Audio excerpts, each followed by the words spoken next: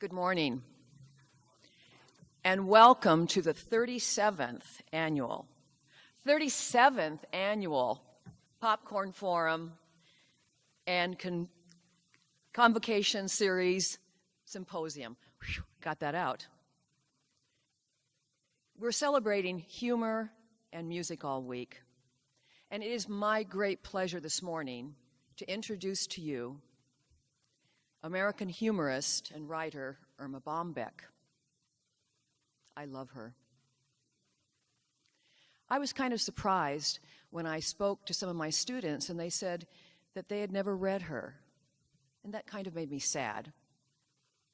And I thought, hopefully after today, they'll begin to read her and begin to love her, as so many in the United States and all over the world have.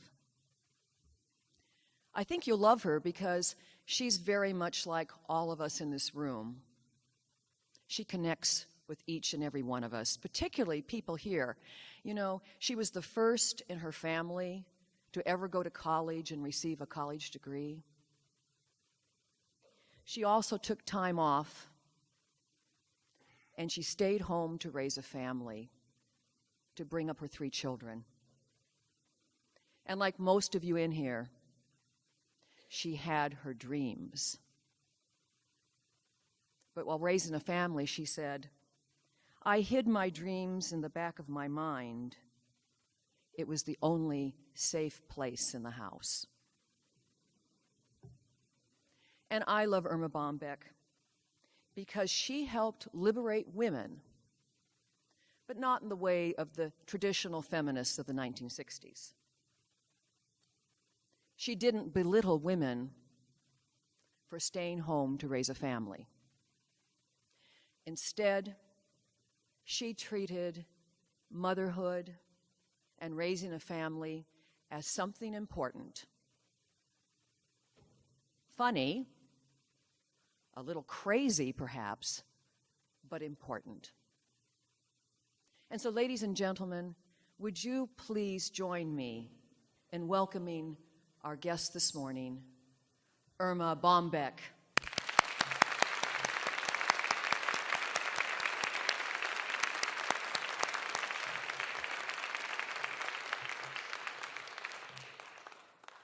Would you please join me in welcoming Erma Bombeck?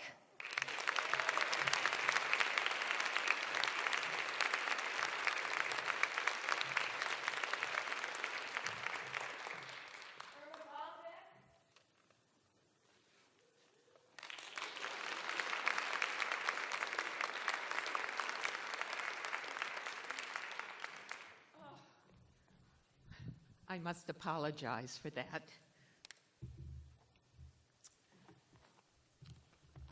I am in the middle of an identity crisis. Perhaps if I give you a description of my family, normal household occurrences over, a period of a few days, and you might understand why I didn't recognize my name when Mona introduced me. You want me to do what?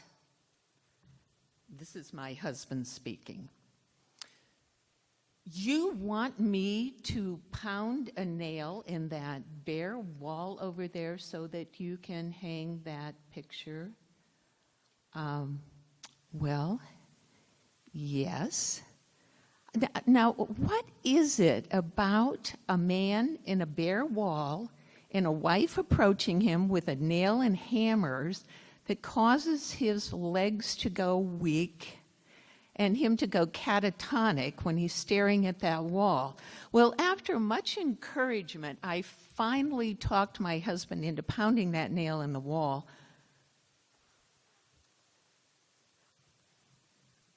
It was a little bit high. I took one look at the photograph and said, "Dear, is that a photograph of our 3 lovely children or the 3 Stooges?"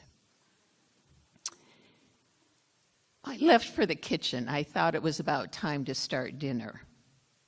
As I was heading for the kitchen, the front door just bangs open, and in flies son number one, passing me, I'm sure, to the refrigerator. And he says on the way, Mom, can I have the key to your car Saturday night? Now, before I've been able to interpret this sentence, I have agreed. I don't know what I've agreed to, but it occurs to me after thinking about it that this wasn't one long word that I didn't understand, but a complete sentence. The first one I've heard from my son ever. But I didn't quite understand it at first, but after a while I realized that he had just asked me for the keys to my car Saturday night. It's Monday morning, and I have the rest of the week to obsess over what my son is going to do to my car.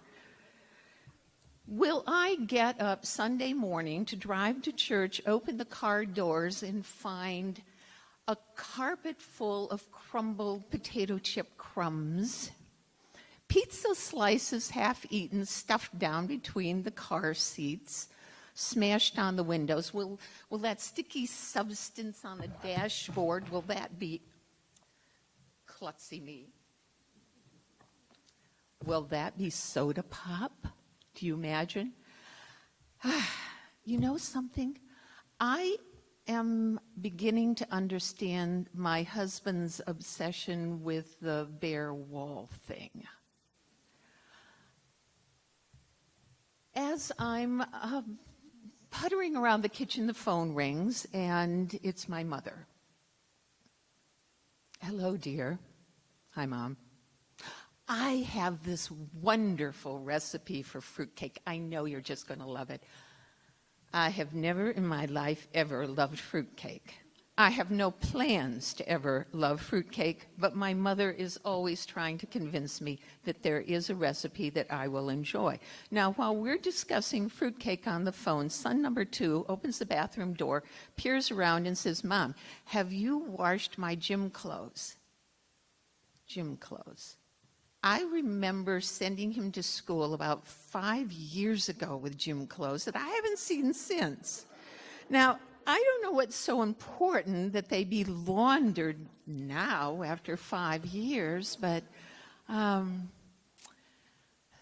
dinner's on the table.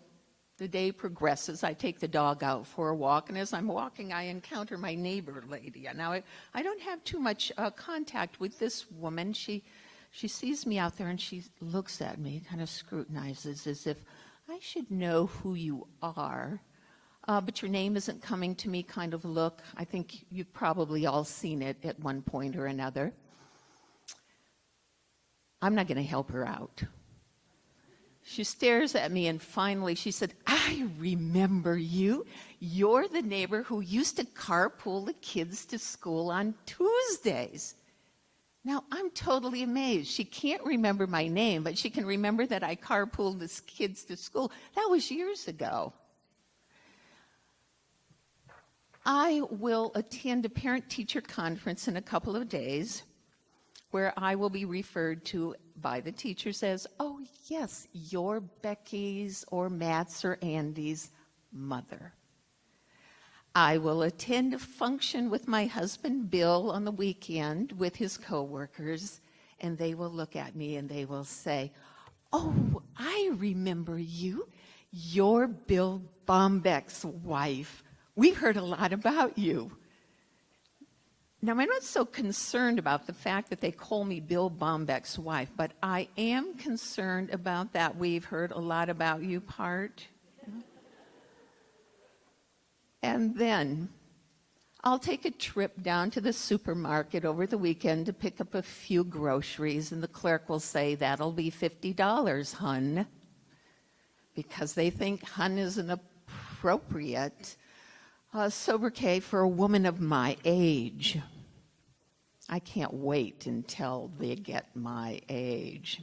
I'm waiting for them. But during all of this, has anyone heard Erma? No, I hadn't either. In fact, days go by and I don't hear anyone use my name.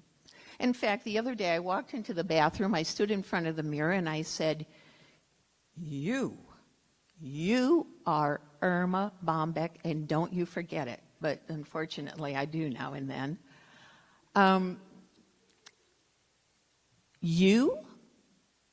remember that, you are Erma, E-R-M-A. Now I know you're all wondering about that spelling. Well, my parents weren't world-class spellers. Look at that. Now, while we're on the topic of Erma, which I actually find one of the most boring topics in the world, I am a housewife. I consider myself a housewife, and my life about as exciting and interesting as watching dirty dishwater swirl down the drain.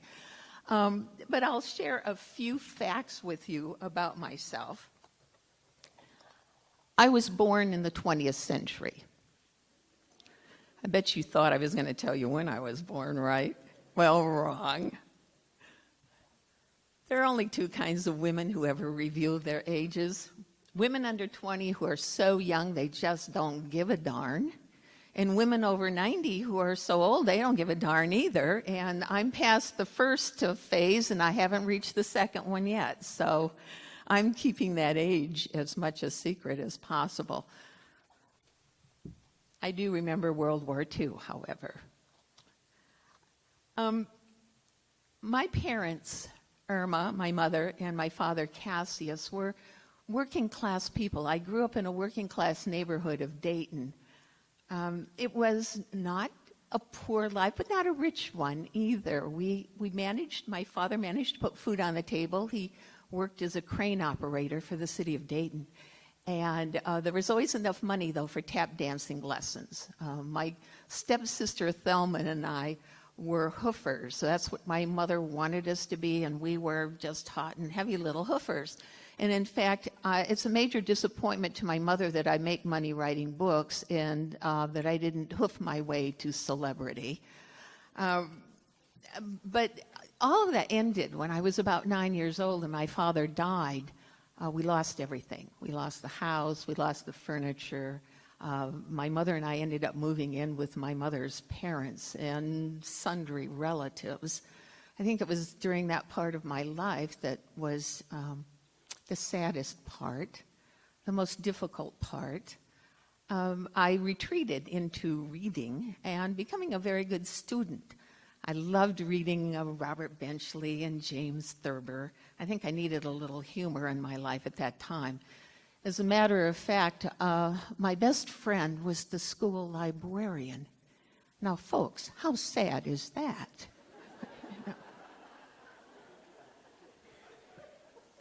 When I was in high school, I loved my English classes and I loved writing, and I took journalism courses, and I got a gopher's job with a Dayton Herald. And after that, I managed to save enough money to actually go to college. So not only was I the first of my family to attend college, I was the first to graduate from high school. And but I have to admit, Ohio University was absolutely imposing. I was a total failure. In fact, my English instructors told me to go think about doing something else with my life because I wasn't going to turn into a writer. After about a year, I went home dragging my tail between my legs and worked for a while, saved more money, and decided to try it again. This time, I chose a 4-year private Catholic college, Dayton University, and I met Father Bill Price there, and he encouraged me in my writing. He said, "Erma, you can write." I always kept that in mind through all the years of my being a housewife, and I thought that might be a possibility. It's what I loved doing. After I graduated from Dayton, I had been dating Bill Bombeck, and he went into the service. He was sent to Korea. And when he came home, it was the same time I graduated, and we got married. We were both of us 21 years old. Can you imagine that? Where we were either really stupid or naive. I don't know what, but we immediately set up a household at 21. I went back to work for the Dayton Herald, and he went on to school, got his education degree, and eventually was hired by the Dayton School District. And I became a housewife. We bought a nice little house in the suburbs, and our 3 children, Becky and Andy and Matt, arrived in due course. And for 11 years, I cleaned and I cooked and I carpooled and I played mom. I was mom. And I was bored during the whole time. 11 years. And now, there's one thing I can say about housework. It's never as good as your mother says it is. It's as good as it's ever going to get, and no one is ever going to thank you for it. After 11 years and the kids were in school, it was time to start writing. And I played around with it, had a few part-time jobs, and eventually the Dayton Herald hired me back to write 2 columns a week that became At Wit's End.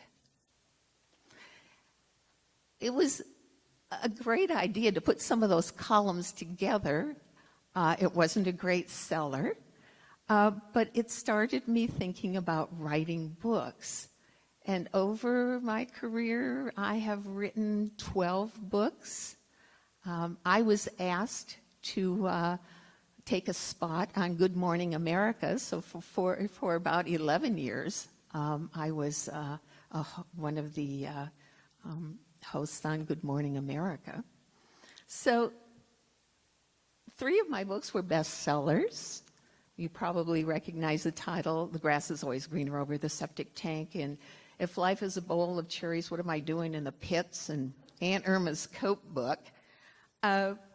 Life for me truly has been a bowl of cherries with a few pits along the way. But as I said, I don't like talking about myself. I'd rather talk about the really important stuff, like family vacations, holidays, raising kids, shopping, which I love. My first question when I'm visiting a new town is, where's the nearest mall? So, holidays. I love holidays for the most part, except there's one, Halloween. Now, I know Halloween is a very popular holiday now, but I would say it's about my 16th favorite, that it falls somewhere between April 15th tax time and New Year's Eve without a babysitter. So,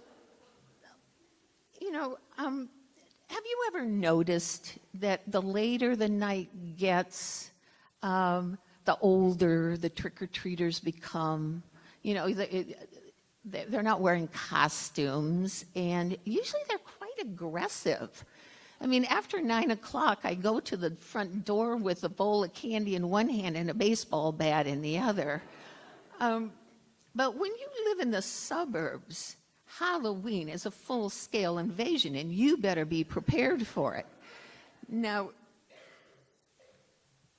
last Halloween, it took me a carload of candy to protect our house, car, and lawn from the depredations of trick-or-treaters. But now, for all of you out there, and I don't notice too many of you who may still be trick-or-treating, but there may be a couple of you, I have this advice. You are too old to go trick-or-treating if you can answer, if you recognize any of these, then you stay home and help your mom give out the candy.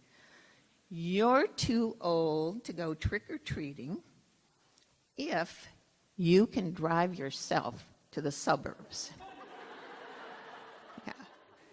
Now, you're too old to go trick-or-treating if when you open up your mouth and say trick-or-treat, your voice cracks because it's changing. You are too old to go trick-or-treating if you reach over to take something out of that candy dish and your cigarettes fall out of your pocket. You're too old to go trick-or-treating if you ring the doorbell and the late-night talk show host is signing off. You're too old to go trick-or-treating when you've got a sign on your goodie bag that says, "I accept personal checks." And you too old to go trick-or-treating when the lady of the house turns you on more than that candy apple she just gave you. Now, my favorite holiday is Christmas. I love Christmas. I will pull out all the stops for Christmas, but you know, there is one pit in that Christmas cherry, and it's called the holiday fruitcake. I think we've been over this before with my mother, who's always trying to convince me that there is a new fruitcake recipe. I'm going to find one that I'm going to love. Now, I have tried 10,000 species of fruitcake, and trust me, I have not liked any of them. It's my dream that no one will ever give me a fruitcake again. I'm not sure that will ever happen, but my mother keeps telling me, try this one because it's different. Well, fruitcakes are not different. They all contain these impossible, incompatible, and funny-looking fruits, and they all have the distinction of being heavier than the oven in which they were baked. Now, they defy all of the culinary rules. Now, I don't know how many of you have ever heard someone say to you, "Try this fruitcake. It's so light, you'll never know that you're eating it." No, because fruitcake must, by definition, be heavy. And the heavier, the better. In fact, I had a piece of fruitcake once that was so heavy, I was afraid I was going to drop a crumb on my foot. Now, regarding my mother and her fruitcake fetish, and when it comes to mothers, let me just get this out in front. Mothers will give. They're going to ask you if they can give you some advice. And you must realize that this is just a mere formality. I mean, mothers don't care whether you say yes or no, because you're going to get it anyway. So, now, one Christmas, my daughter discovered Barbie. This was the big Christmas item. And I'd like to read you just a small chapter from The Grass is Always Greener Over the septic tank, because during that Christmas, I would say that my daughter and I probably were the saviors of the U.S. economy.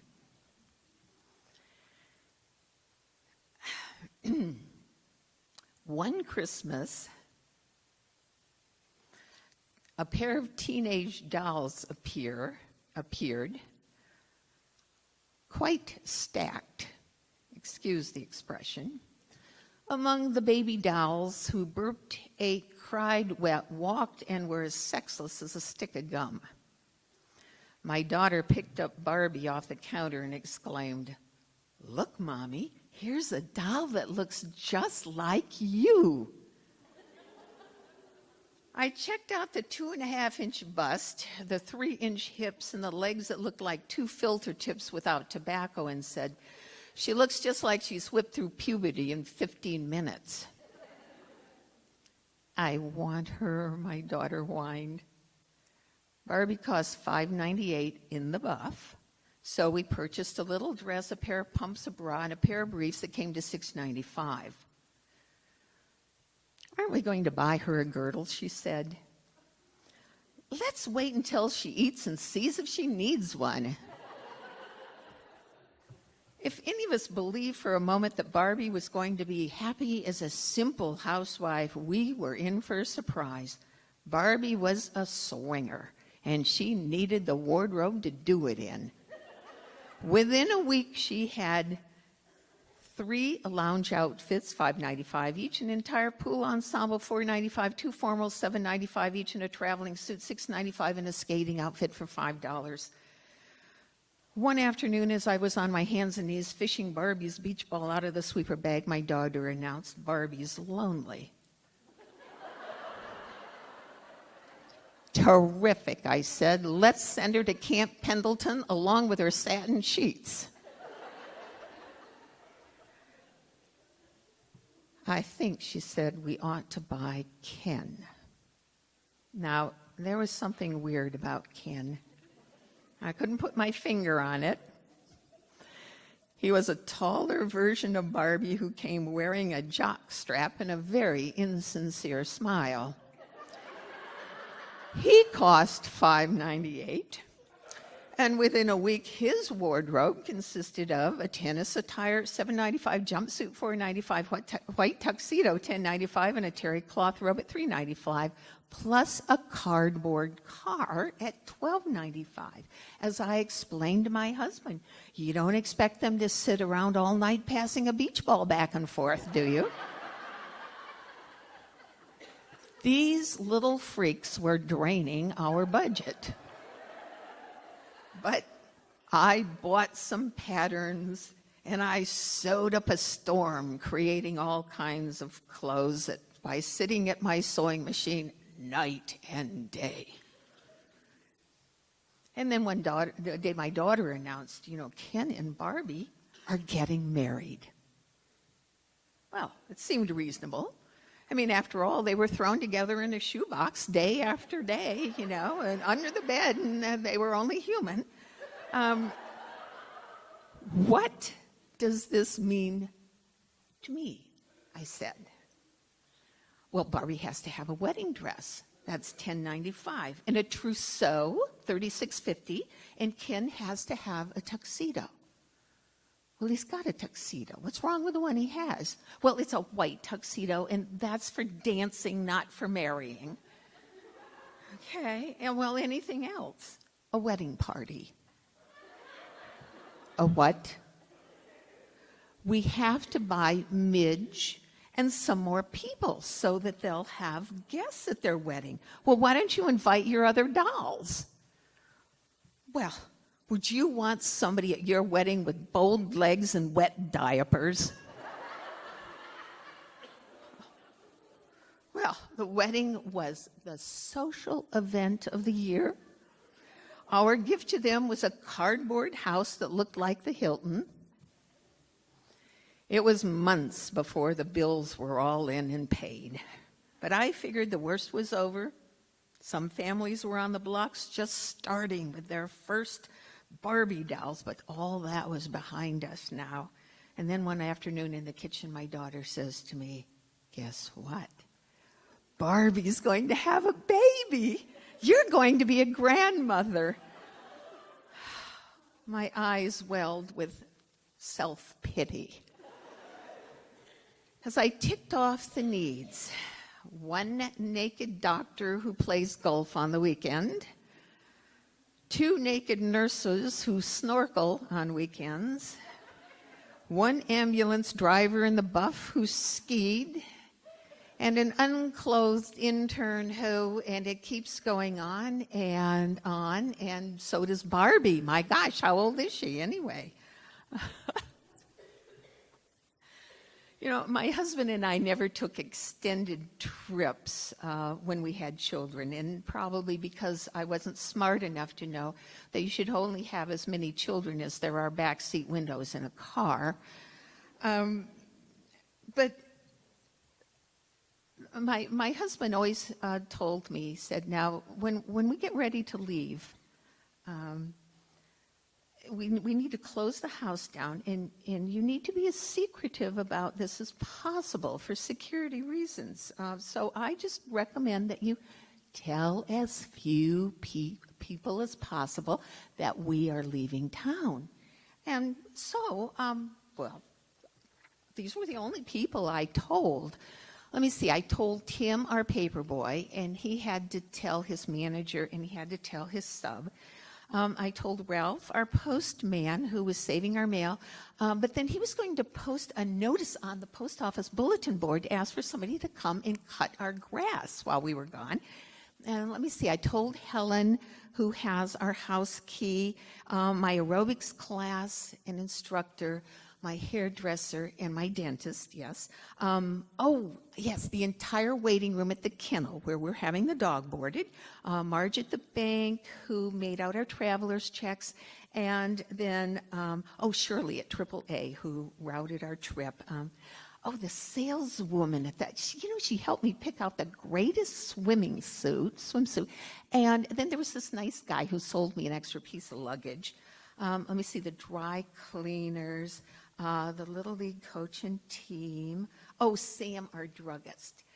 He said he had something he could prescribe to me for extreme exposure to the sun in children. And then there was, Evelyn, almost forgot Evelyn. She was throwing a party for Steph, and she wanted to know why we weren't going to be there. So I felt that I had to tell her. And Marge. Marge was doing a local column for the newspaper, and she just needed a little blurb about our trip. And so now, I may not be the most sophisticated traveler who ever hit the road, but I sure do know how to sneak out of town.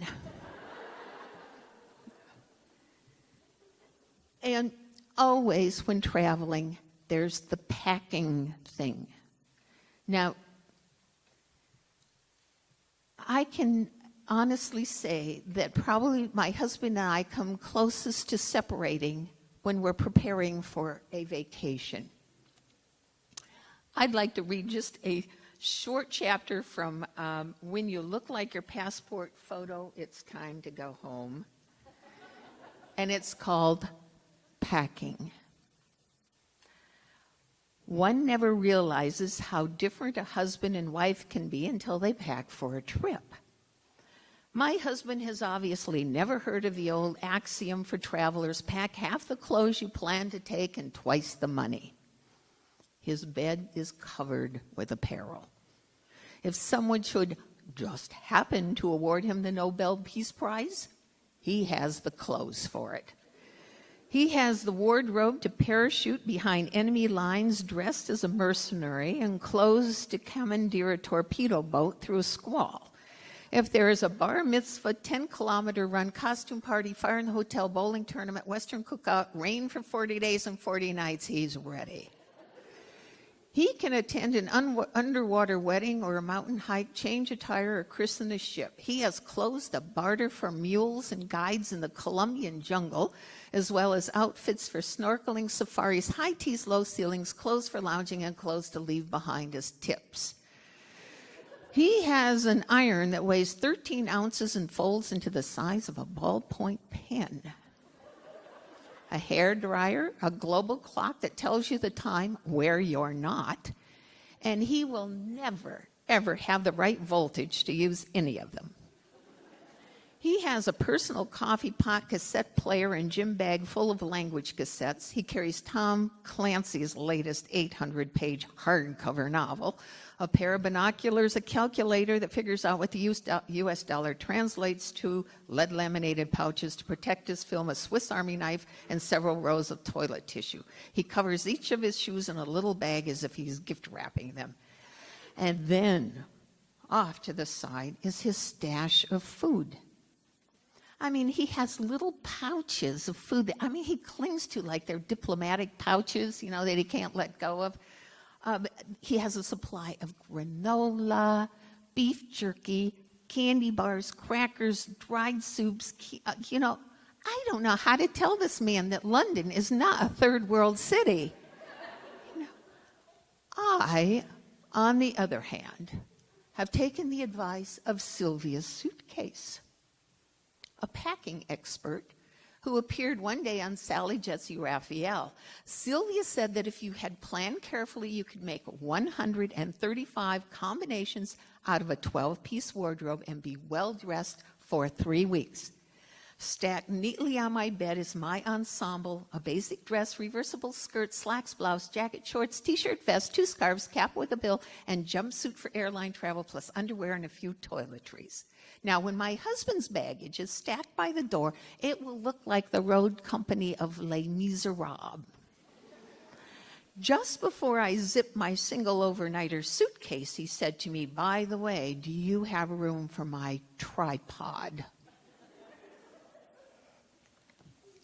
I know better than to argue. I jammed the tripod on top of my 12-piece basic ensemble that can make 135 combinations and keep me well-dressed for 3 weeks.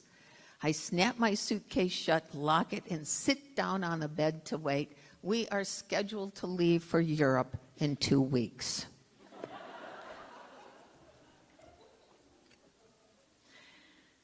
Now, just in case that you think that traveling is more stressful for me and for my husband, I'd like to share with you a suggested trip that our family take. A friend suggests. She said, your husband is, he's stressed, you're stressed, but he really needs to get out in the woods.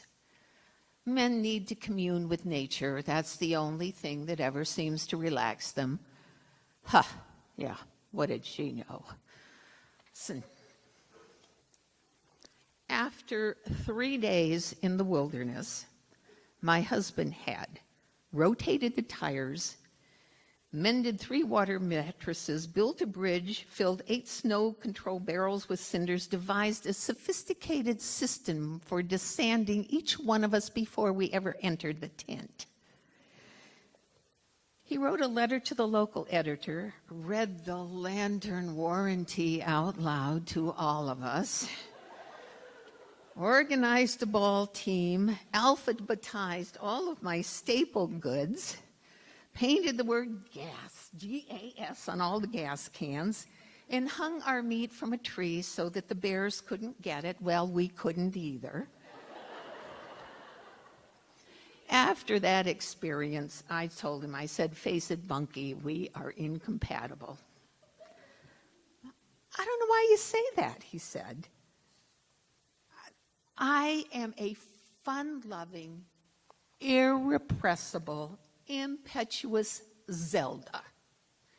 And you are a proper, restrained, put your underwear on a hanger, Dr. Zhivago." "Well, I have a good time," he says, rather soberly.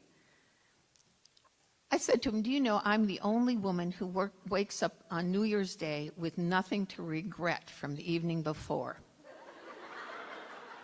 There are no gold wedgies scattered on my staircase. There are no party hats on the back of my commodes. My tongue doesn't feel like chenille. The only memory I have of New Year's Eve is the memory of Father Time dozing over a warm Gatorade.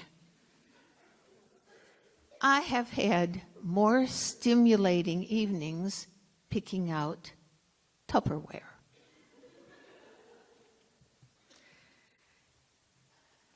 I, however, did experience one very stressful trip. My husband decided that we should take a trip to Papua New Guinea. Now, we were in this hotel room in this little village about 2 o'clock in the morning when all of a sudden gunshots rang out. There were bottles being thrown against the outside of the hotel walls. Somebody was screaming in the room next to us. It appears that we had found ourselves in the middle of a mini tribal war in a very small village in New Guinea. Now, you can call me crazy, but I don't think these people really have a handle on tourism. I couldn't sleep. I was obsessing on what am I doing or what are we doing here? I mean, here I am. I'm a woman who washes her tennis shoes at least once a week, and I'm sleeping on a pillow with no pillowcase. I am sharing a park restroom with a snake coiled just above the commode. I am a woman who brought a nice dress with me to wear to Mass on Sunday, only to find that the natives attend topless. Now, if there's one thing I hate, it's being overdressed and conspicuous.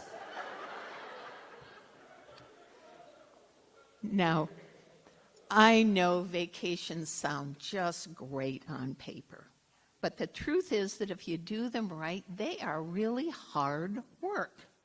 You know, they're sort of like an outbound experience with diarrhea. I mean, we pay a lot of money to sleep in airports, lug around suitcases twice our body weight, eat food that we don't recognize, and put our lives in the hands of people we've never met before. You know, I just think it's amazing that we all have the fortitude to do that. And I know people have said that traveling saves marriages, creates world peace and understanding, quite possibly. Maybe can clear up your skin, but for me, it's usually been a very stressful experience. So, with the exception of the shopping. Oh, now we're at shopping. Now we're going to talk about shopping. This is one of my favorite activities when I'm traveling, is souvenir shopping. I have a house full of kitsch. I also have 5 rules for buying little knickknacks when one is being the tourist. One is never, ever buy anything that fits under an airplane seat. 2, buy in haste and repent in leisure. Let's face it, you're not ever going to be this way again. 3, most people back home will believe that anything that comes from a foreign country is tasteful. And, you know, it's best to leave the price tag on because 12 million lira sounds like a heck of a lot of money. You know.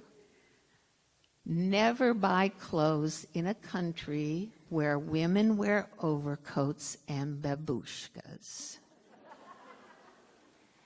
And never, ever ask yourself, do I need this? Because the answer is always no. By the time I reach home, I am exhausted.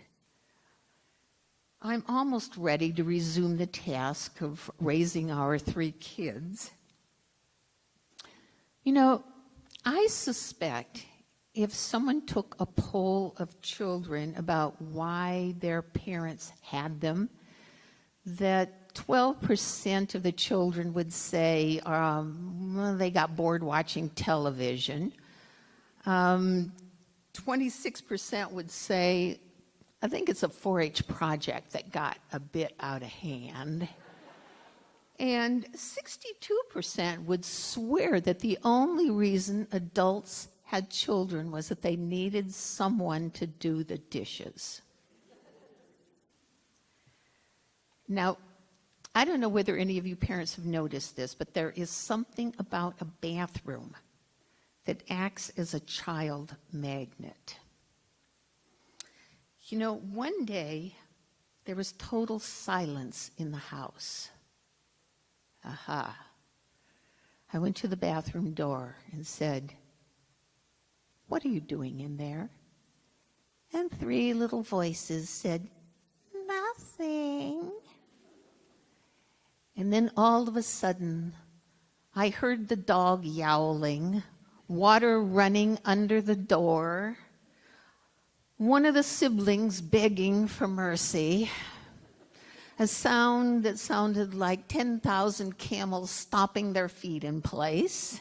And I decided it was time perhaps to call 911 before I opened the door to check out the damage.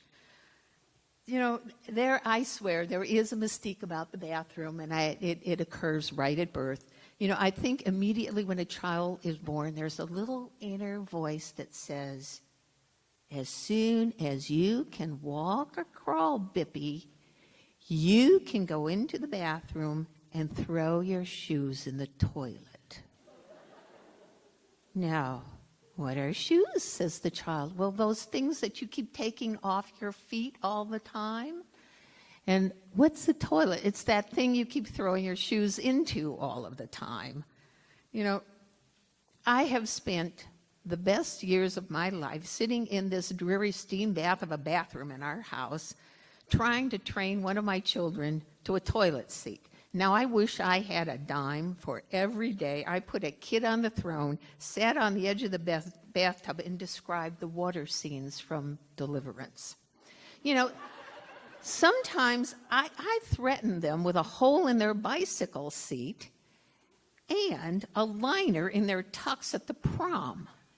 You know, I understand why my children had an affinity for the bathroom. I mean, it allowed them to get out of doing all kinds of things. I mean, you know, it gave them diplomatic immunity from any chore, you know, imaginable.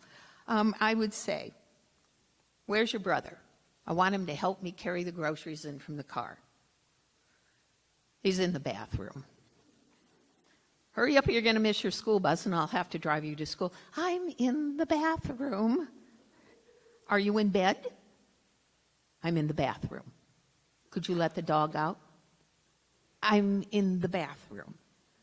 Come to dinner. I'm in the bathroom. I mean, in my nightmares, I could hear a minister at the altar saying to the bride of one of my sons, "Where's the bridegroom?" And a voice from the distance shouting, "I'm in the bathroom." You know, have you ever noticed how nomadic suburban kids are? You know, my husband put down the paper the other day at breakfast, and he looked at me and he said, "How many children do we have?" And I said, "Well, we have 3.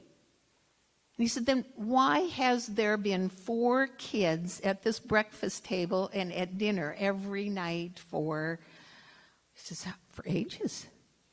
And I looked at them and I said, "My gosh, there are 4 kids here."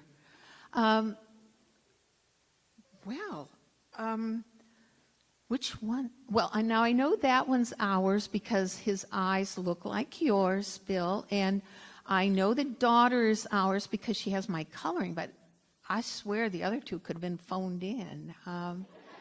You know, okay, my husband says, now the way to solve this is, will the real Bombecks please stand up? And there was Kenny, sitting there staring at his piece of toast. "Son of a gun," my husband said. "I just apologized to him the other day for not spending enough time with him." You know, and I said, "Well, how do you think I feel? I just toilet trained him." Well, when we pressed Kenny for details, it seems a little over a year ago, Kenny had wandered into our house, used the bathroom, liked it, and sort of hung around. Well, I went to the phone and I dialed Kenny's mother and I said, "Mrs. Wicks, I'm bringing Kenny home." And she said, "Who?" I said, "Kenny, your son."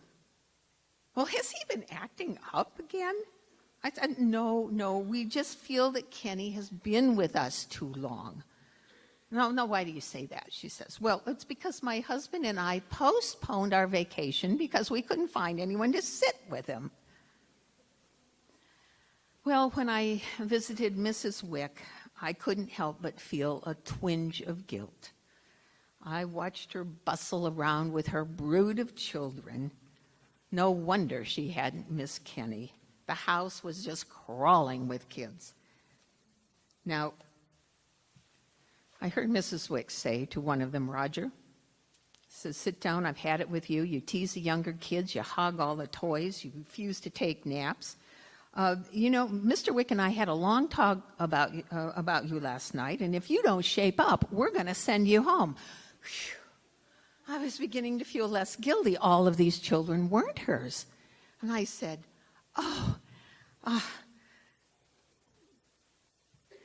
thank goodness. Do you realize for a moment I did think all of these children were yours?" And Mrs. Wick looked at me kind of numbly. She says, "Well, none of them are mine. She said, Kenny's an only child." Well, they just wandered in, kind of looked around, decided they liked the layout, and decided to stick around. And so here they are.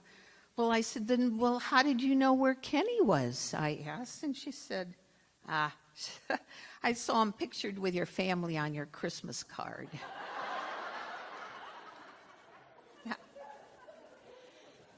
Now, Kenny finally went home. He moved on, but then I had another fourth child move in, but his name was Idaho. Everyone sees him but me, and he's a rotten kid. He left, I said, who left the door open? I don't know. Who let the soap melt down the shower drain? I don't know. Who ate that banana I was saving for a cake? I don't know. Well, I'll tell you frankly, I don't know is driving me nuts. He's lost 2 umbrellas, 4 pairs of shoes, and a bicycle, and he has 13 books overdue at the local library, and he hasn't brought home a school paper in 3 years.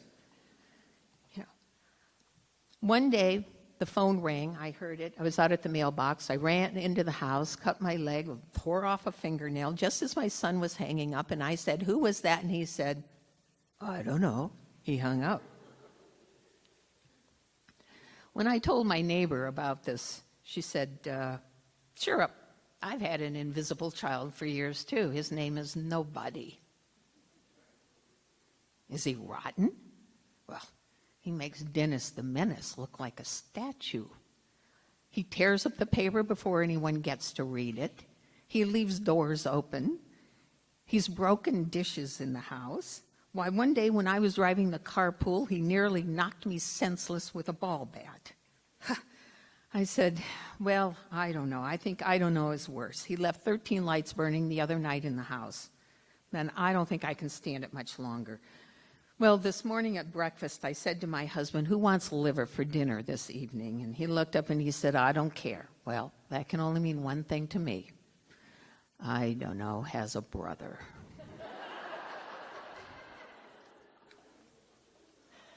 But the years pass so quickly.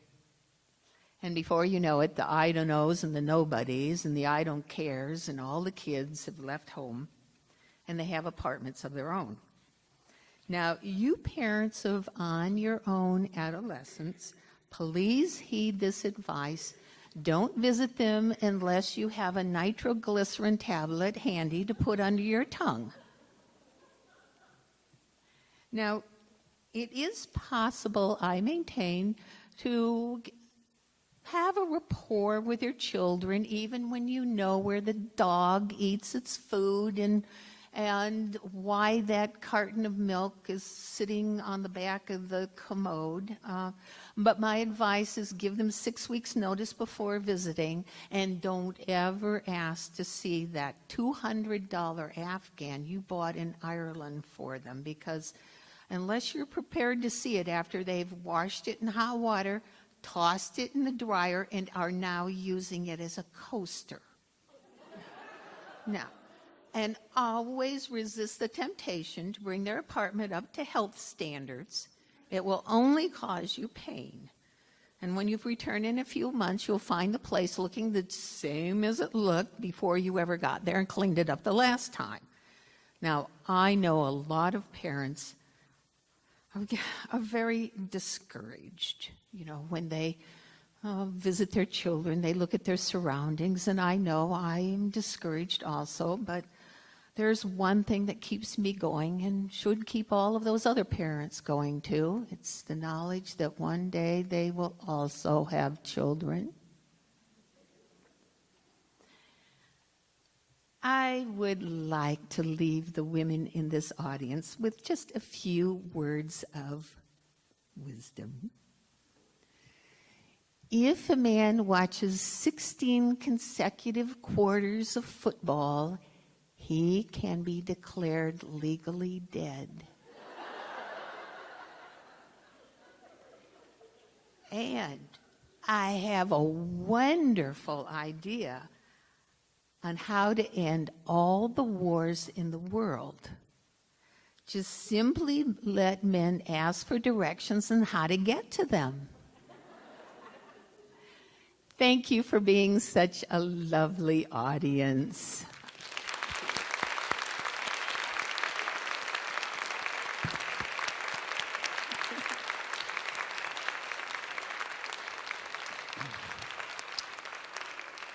What a wonderful presentation. And I want to introduce who is Erma Bombeck, coming out of character, and she'll be available for a few questions.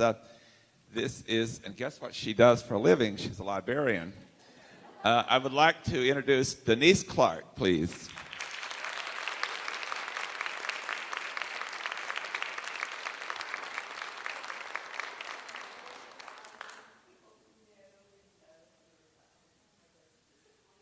Oh, you have a lot of age groups here. I have a mic. We're recording this, so whoever asks a question, I'll bring the mic to you. Who would like to ask a question? Denise has done a number of characters. Another one she really loves doing is Mother Jones. She's very, very gifted.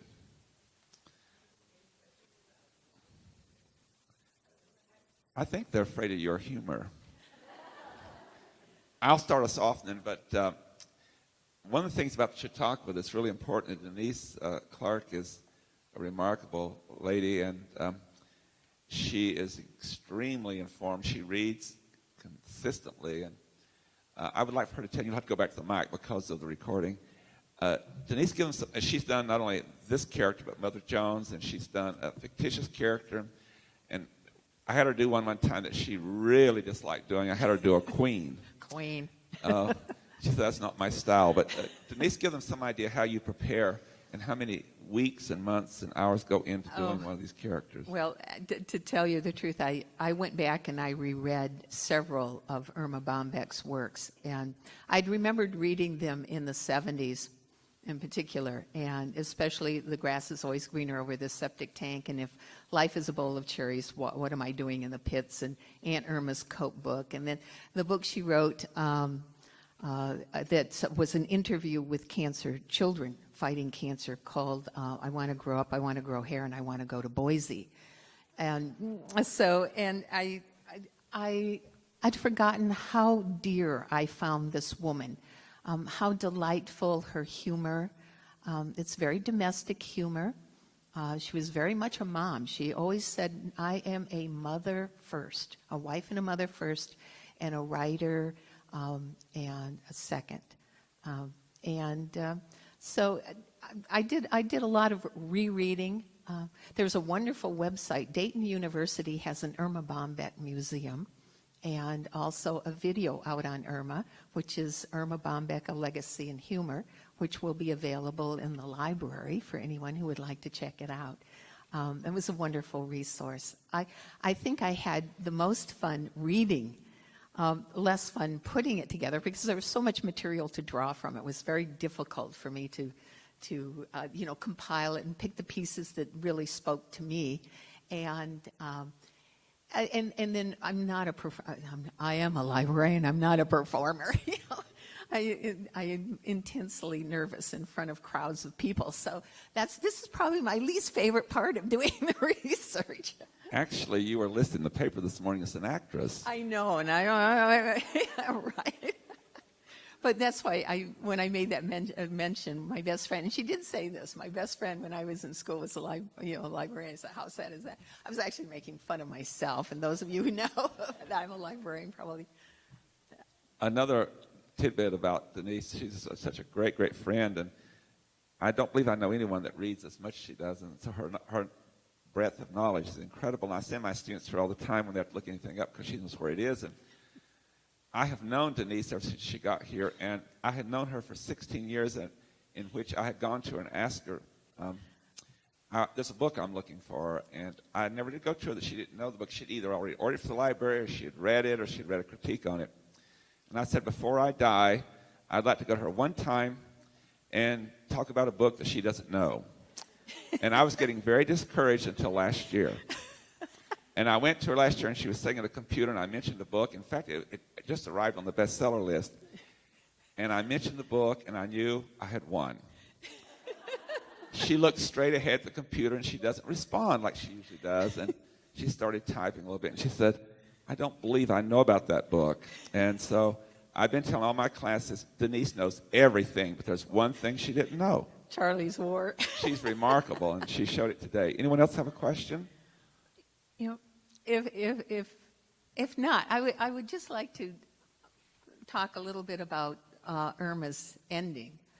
Erma suffered from health problems, actually a fair amount of her life, but in 1992 she had breast cancer, which she survived, and it makes that book that she wrote about children in cancer even more poignant, because that was published in '89, and then 3 years later she's fighting with cancer herself. She suffered from a genetic kidney disease. I'm sure it's what took her father's life. And she was, the last 3 years of her life, she was on home dialysis. And every 6 hours, she had to do her own dialysis. And she waited for a kidney transplant. She did not ask that her name be put ahead of anyone. She was on the list.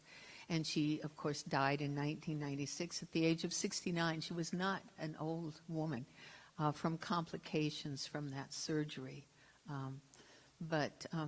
So I found that very sad. But she was very upbeat, always, even when she was, when she was so ill that I can't imagine how she could have carried on. She continued to write her columns at Wits End. You know, that was syndicated in over 900 newspapers. So a lovely woman, a very good friend of Phil Donahue's. Anyone who knows, they lived as neighbors in that first subdivision just outside of Dayton, Ohio. That's when he first met her, when she was raising her kids. So. Well, Denise, thank you very much. It's been a great thrill.